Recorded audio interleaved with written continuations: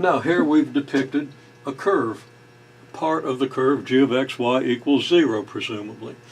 Okay, now if we have this curve g of xy equals 0, at a point on that curve we can easily calculate its tangent vector. Now capital T usually stands for unit tangent vector, and that's very convenient. But it could be any tangent vector. You don't necessarily have to have the unit tangent vector. Again, you usually want it, but okay, so this is any old tangent vector, and if you like, it's the unit tangent vector.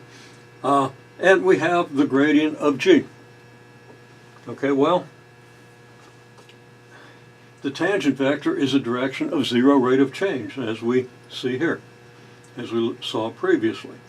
And del g is the direction of maximum rate of change. Well, we asserted up here that the direction of maximum increase is perpendicular to the direction of no change.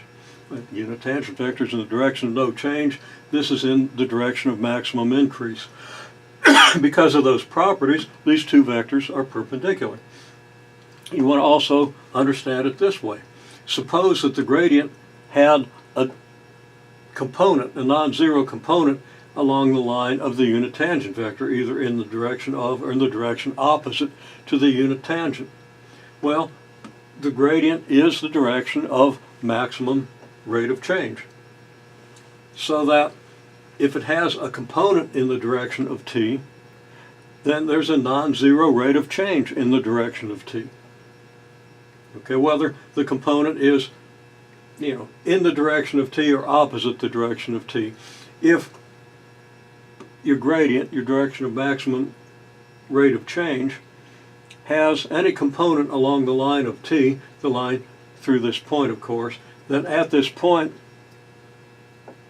your function is changing. Okay? If the component is in the direction of t, the function would be increasing. If the component is in the direction opposite t, your function would be decreasing along the curve.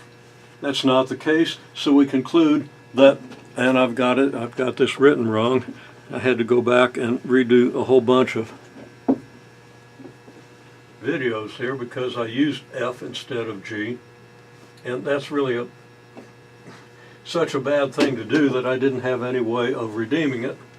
I just had to go back and start over. Okay, so what we're going to say is the del g, the gradient of g, is perpendicular to t.